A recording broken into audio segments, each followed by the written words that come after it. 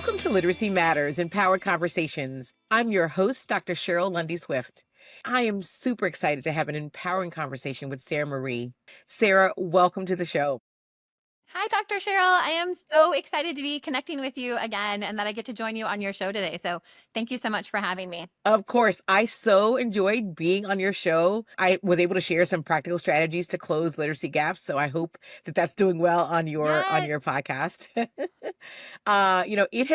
It's going to be a pleasure to be now on the opposite side of the mic with you today, because you have so many great things to share about all things literacy. Sara Marye is the founder of the Stellar Teacher Company and the Stellar Literacy Collective, a membership that supports upper elementary teachers with the science of reading aligned resources. Sara is also the host of the Stellar Teacher podcast, of which I have had the pleasure to be a guest. Sara also shares practical literacy tips on her YouTube channel at the Stellar Teacher Company. She is passionate about helping educators simplify and strengthen their literacy instruction so they can feel confident and supported in the classroom. Let's get into it.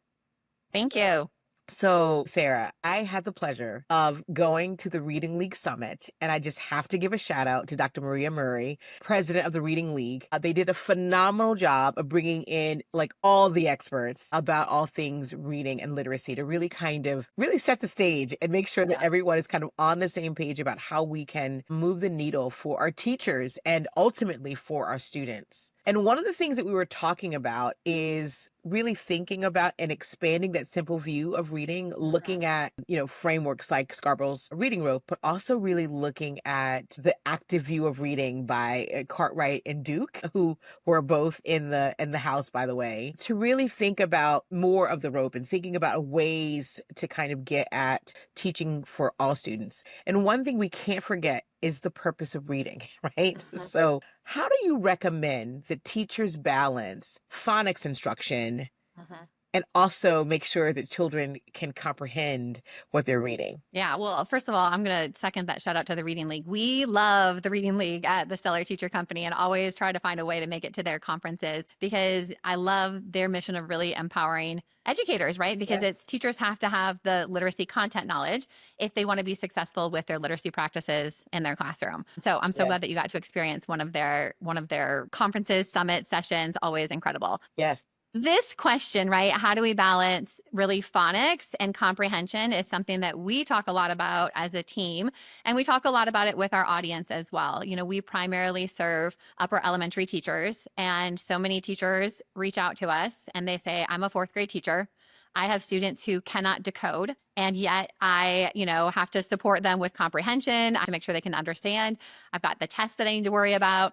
They don't really have the resources or the training on how to teach phonics. So it is this it almost feels like this balance of I'm either teaching phonics or I'm teaching comprehension. So how do we balance that? And I think, one of the first things that we need to recognize is it's not an either or. Right. I think, the 5 pillars of literacy instruction that we, have been given to us by the National Reading Panel are great. It helps us know that we need to have, phonemic awareness, phonics, vocabulary, fluency, and comprehension in order to achieve reading success. But we don't want to teach those things in isolation. Right? Same thing with Scarborough's reading rope. It gives us a very clear model of what skilled reading looks like. But what we don't want to do is think, okay, let me just work my way through that reading rope and let me teach background knowledge, check. Let me teach vocabulary, check. Let me teach, word recognition, check. And it's really more of paying attention to your readers and realizing what it is that they need. Yeah. But when I think about this phonics and comprehension balance, especially in the upper elementary, perspective, but the same is true in lower elementary, like I said, it doesn't need to be an either or. It's really like a both and. And so some sort of practical ways to do that is, first of all, if you have students in your class that struggle with word recognition, that gap absolutely has to be addressed. You cannot go on continuing to build language comprehension skills and expect students to comprehend what they read unless we teach them those phonics concepts, because they have to be able to decode if we ever want them to comprehend. And so we need to make sure then that we're teaching them phonics through explicit systematic instruction. But what we can do, right? So if you're an upper elementary teacher and let's say you have a student that is struggling with the OI, OY, diphthong spelling pattern, you're going to teach that to them through an explicit phonics lesson. Right. So you're going to be doing phonemic awareness activities, segmenting activities, blending activities, having them read word, phrases, sentences with that spelling pattern. And eventually they're going to get to a decodable text where they're going to be practicing decoding, the words that have that spelling pattern and all of the other patterns that they've learned. But we don't need to stop our instruction with just decoding. They've just read a text. Right. So now we can bring in all of the language comprehension strands. We are working on an intervention program really specifically for third, fourth, and fifth grade students. And this lesson that I'm talking about specifically that is addressing the OI spelling pattern, there is a decodable text that is all about a cochlear implant. And it has a lot of OI sounds because of, noise and, different sounds like that. So before students read the text, teachers are going to build their background knowledge about what a cochlear implant is and how it helps students with hearing disabilities. They're going to introduce some vocabulary words. They're going to, introduce the structure of the text, and then students are going to read it. And while they're reading, they're going to be successful because it is decodable. Once they finish reading it, though, they're going to have conversations where they can ask, comprehension questions. Students can go back in the text, look for evidence. They can respond in writing. So all of those things that we would do with a normal grade level text to build comprehension, we're going to do with students, but with a decodable text. So that way they're getting the support with the phonics instruction as well. So again, I think that we have this idea that it's like if students need help with phonics, that's the only thing we can give them, and they're going to be missing out on comprehension. But the reality of it is you can teach comprehension skills with any text. So sort of in a succinct way to answer that question, we need to address the phonics gap, but we don't have to forget about comprehension when we're going through and, teaching the phonics skills and reading the decodable text. That is, I think, a great way to think about it. Again, it's not either or. It's both. And And it needs to be both, especially like I said, it's like if students have those phonics gaps, we have to fill those. We can't ignore them. We can't ignore them. Absolutely. That's true. It's going to be it's the true case regardless of what grade level they're in, right? Now, you mentioned fourth grade. And, when we think about the students who are in fourth grade, those are what we call the so-called COVID kids. They were kindergartners in 2020. And so, again, we think about those kids as think about, again, some of them missed a lot of school. Some of them, unfortunately, we had to wear masks. They were being taught virtually. So those kids may lack a lot of important foundational literacy skills. They've not yet acquired them. How do we support those so-called COVID kids? And again, we think about our third graders, also our fifth graders, our second graders even. How do we support those kids to become proficient readers who are missing those foundational skills? Yeah. And I think it starts with recognizing that they were given an unfair set of circumstances to start their elementary education at no fault to their own, at no fault to anybody's, that COVID happened. But you mentioned so many things that significantly impact students' ability to acquire those foundational skills. Just thinking the impact of wearing a mask. How much of our language do we observe by watching, how teachers pronounce things, the placement of the tongue in the mouth to make certain sounds. And when you have a mask, you're not able to access that. Teaching, having to learn how to read over Zoom. There's only so much you can do over a screen. And so I think recognizing that these students were given an unfortunate situation. And I think we need to extend a lot of empathy and grace and understanding to these students. And I think also being really relentless in helping them get caught up, right? Recognizing that, COVID happened and these students maybe do have some gaps, but we don't want to just sort of use that as an excuse for their performance and say, well, they're always going to be underperforming because of COVID. I think we need to say, okay, this was the circumstances and the situation. We need to be really intentional about making sure that we can fill those gaps, especially before they leave elementary and go on to middle school. So that way they do have a chance at, operating and functioning at grade level. So I think really similar to a lot of the things that, I talked about previously is, recognizing where the gaps are. So I think first of all, teachers, and a little bit of encouragement, I think, for teachers who are third, fourth, and fifth grade teachers. Most of the time, if you are an upper elementary teacher, you don't have a lot of experience with teaching phonics or phonemic awareness or teaching kids how to read. And you might not have the resources or the support. So recognizing that this is going to push you out of your comfort zone, but your students need this. And so embrace the discomfort of being like, okay, I have to figure out how to teach kids how to read. I can do that. But I think it starts with really recognizing what gaps do these students have. And it is going to be different for every student, for every class. But looking for doing something like a spelling inventory can help teachers identify if students are missing short vowel sounds, if they're missing long vowel sounds, if they're missing the blends. We need to figure out what gaps do students have, and then we need to start filling those gaps. So do some sort of assessment to figure out where the gaps are. And we need to carve out time in our day to fill those gaps. And if it's an entire class is struggling, then guess what? You can use your whole group instruction to work on, phonics, phonemic awareness. If it's just a small group of students, then you want to be meeting with those students every day if possible to, help support them. And it really is a matter of giving them, practice and exposure, doing things like blending, segmenting, reading decodable words, phrases. We don't want to prevent them from encountering grade level content. So we still want to make sure that, if your fourth grade class is reading texts on ecosystems, right, that they're still exposed to that and they can still participate orally in understanding those texts. But at the sort of the independent level, we want to make sure that these kids are getting really the intervention and the support that they need. So I think it comes down to identifying what the students need and then carving out the time to do that. And I think the challenging part for upper elementary is finding the resources that support students. I know I always felt uncomfortable giving a fourth grade student that struggled with reading a decodable text that looked like it was created for a kindergartner, because the student already knows that they're struggling with reading. They know that it's a challenge for them. And then if you put materials in front of them that have that babyish feel to them, they're going to be maybe a little bit reluctant or hesitant. So I think as educators and teachers, if you can locate and find materials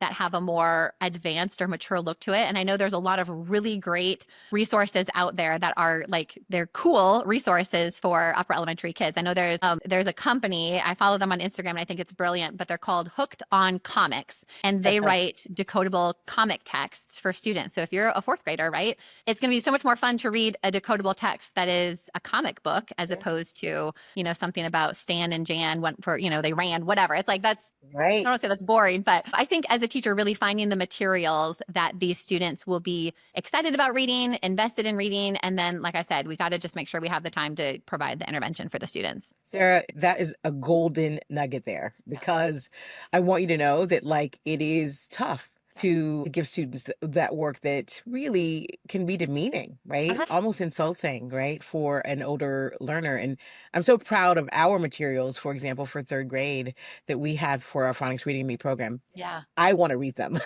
Yes. It's so exciting and intriguing. And, it's another way also, I have to say, to make sure that you're getting your reading and you're reading your science and your social studies materials, because oftentimes we are focused so much on reading that we forget that we can read about these wonderful topics, right? For reading and writing. I also love that you mentioned the oral language piece, because children can still access the content orally. And when we think about literacy, we mean all things literacy: listening, speaking, reading, and writing as well. So with that said, I'd love to kind of shift to writing. And I'd love for you to share what your go-to structure for a daily writing block, really in both primary and upper grades, looks like. And please, if you can, talk about how we can include science and social studies. Well, I love that you mentioned that. And so obviously we support literacy teachers, but I'm always telling our literacy teachers, and oftentimes in upper elementary,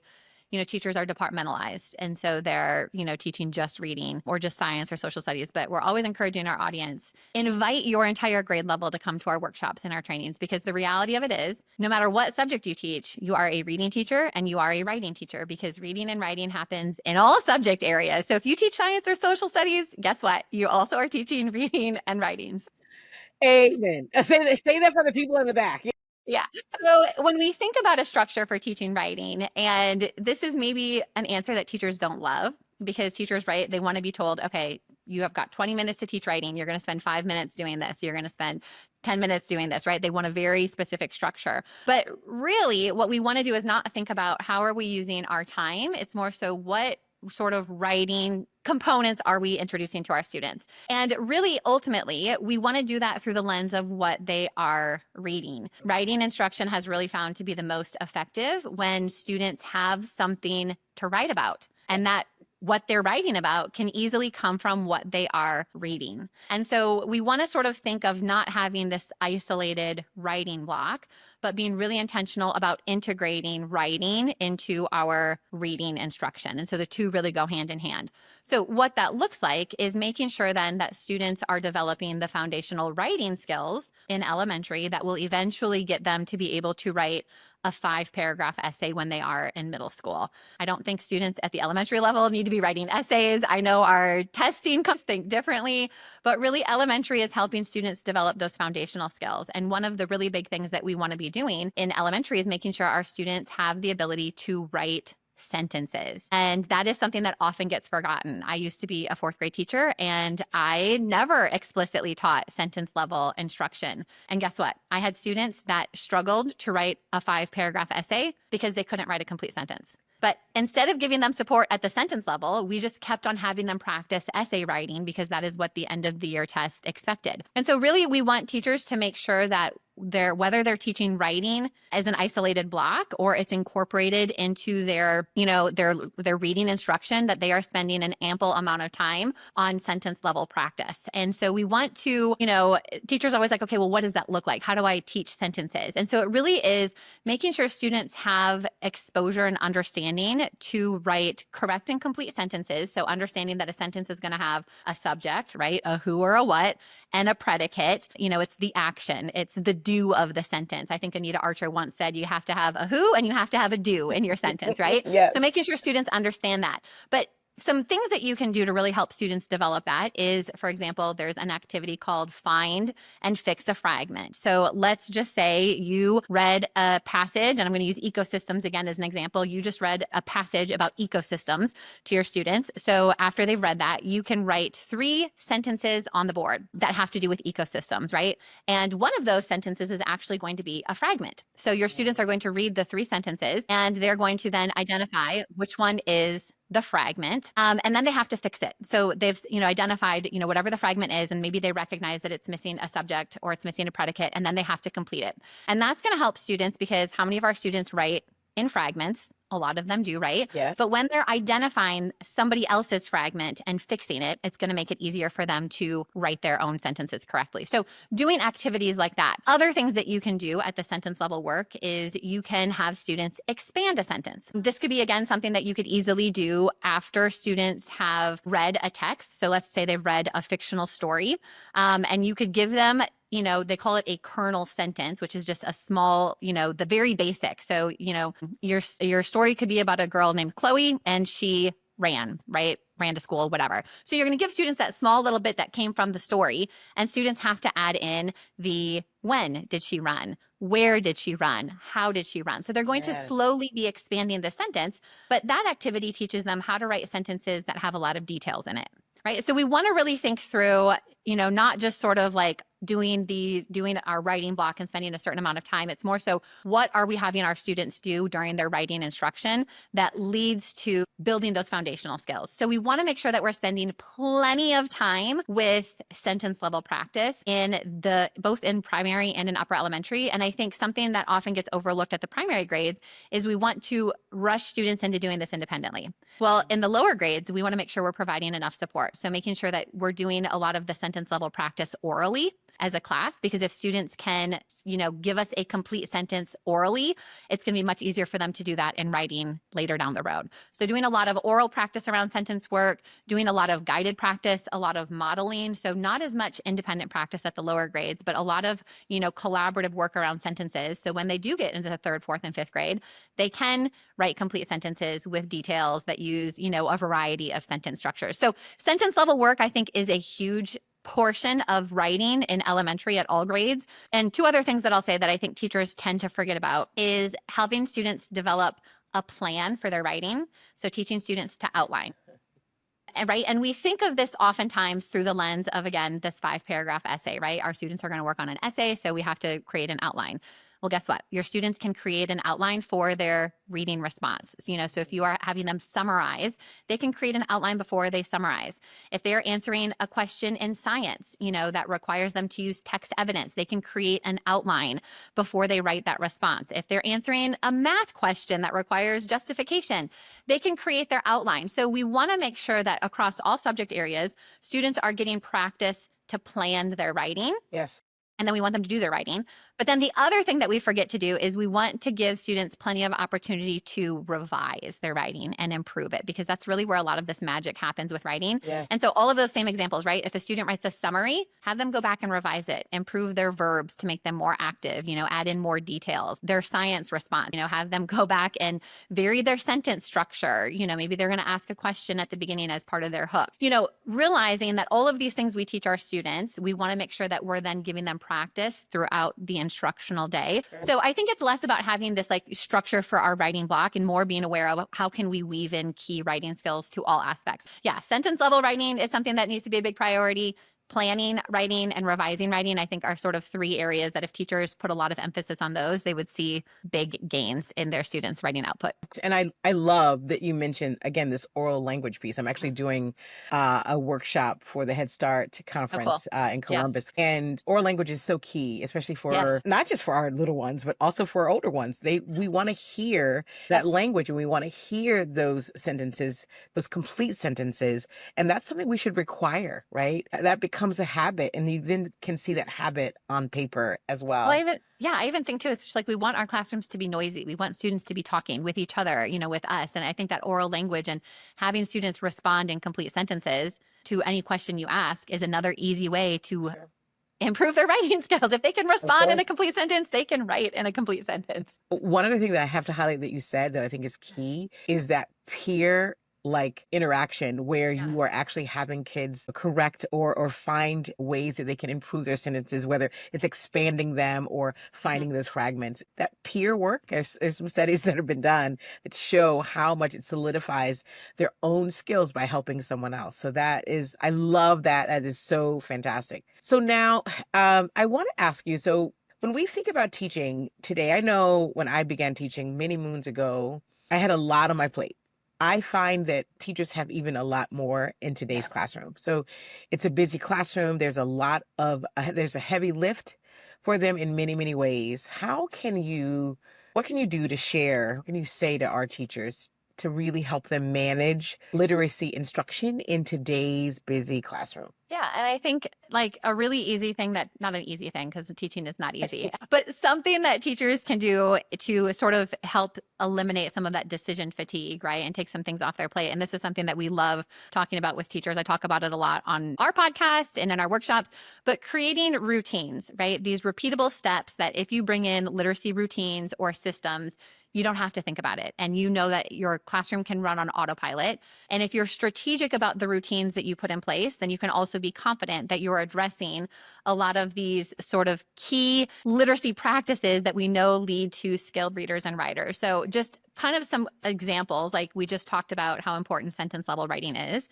You could easily have a sentence writing routine that you bring into your classroom.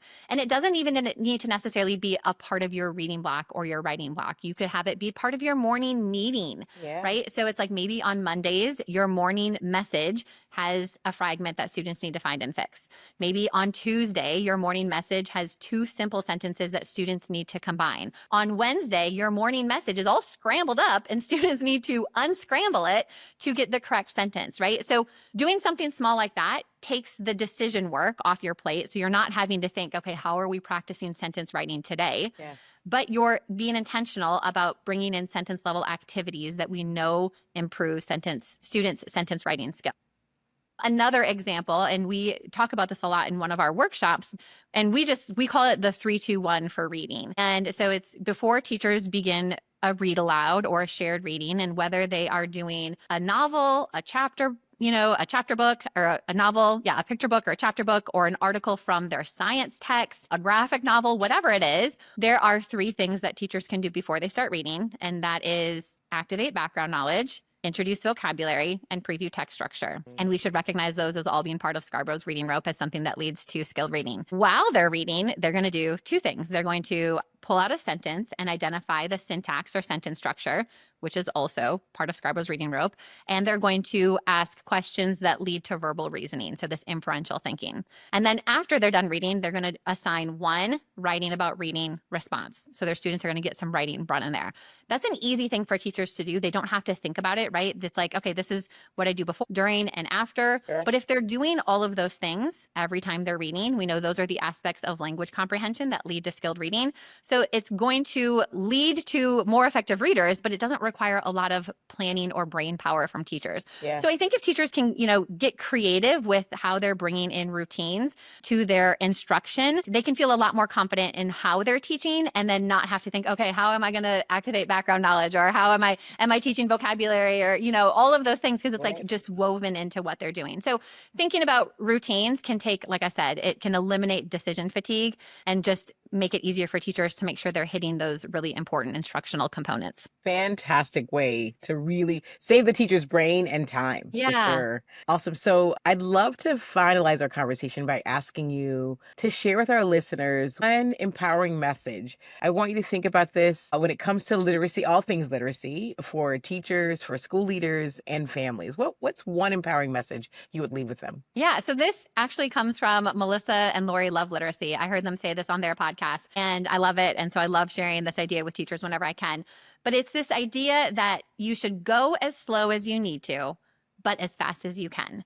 And I think that teaching, to your point, right, we talked about how it can be so overwhelming. And at the same time, there are students that need intervention, right? They need helps with phonics, and maybe I don't feel equipped to teach that. I've got students that struggle with sentence writing, and I don't know how to support them and build up their, foundational skills in writing. So teachers, administrators, parents can feel very overwhelmed by the literacy needs that are presented to us today. Sure. We can't ignore them, right? And so we need to go as slow as we need to in order to feel like we're making progress and have the knowledge and the capacity to, make these shifts and changes. But we also need to go as fast as we can. It's a marathon, it's not a sprint. And so I think so often teachers feel bad about all of the things they're not doing. Sure. I think we need to feel better about all of the things that we are doing, and reminding ourselves that we are human and we are not robots, and we can't, work all hours of the day. So just remind yourself, make forward progress, go as slow as you need to move forward, Sure. but also go as fast as you can, because we have students that are depending on us to help, set them up to be literate adults. So yeah, go as slow as you need to, as fast as you can. That's like my favorite sort of reminder and encouragement to share with teachers. That is such great advice. It reminds me of some advice that Dr. Carol Ann Tomlinson shared with me many years ago when I called her just to ask her a question about what I should do for a workshop. And she said to me, Cheryl, teachers feel so overwhelmed that they need to build their toolbox so quickly. But the reality is, focus on that one thing that you can learn, really master that, really get that skill, put that in your toolbox, and then do the next thing. Next one. And if you think about that in terms of just years for teachers, by the 5th year, you've got 5 really, really strong skills that you have down pat that you can use with any student. So I love that reminder, because it's like we can't learn everything all at once. We can't be experts at everything at once. And so pick that one area, master it, and then move on to the next. I love Miss Melissa and Lori Love Literacy. It's a great podcast as well. Oh, they're great. Yeah. So it was so great talking with you. I think you're doing some amazing things. So how can people reach you? How can they find you and your work? Yeah. So if you love listening to podcasts, I'm assuming you do, obviously, since you've tuned in to Dr. Cheryl's show. We have a weekly podcast that comes out, the Stellar Teacher Podcast. I share a lot of just strategies, encouragement for teachers who are, in the trenches teaching literacy day to day. So that's a really great place to connect with us. Also on Instagram, we are at the Stellar Teacher Company. We love hearing from teachers. I'm always telling teachers, send us a DM. We will answer it, usually in an audio message, because that's the easiest way for us to communicate with teachers. But yeah, either the podcast or on Instagram. Our website, also stellarteacher.com, has links to everything.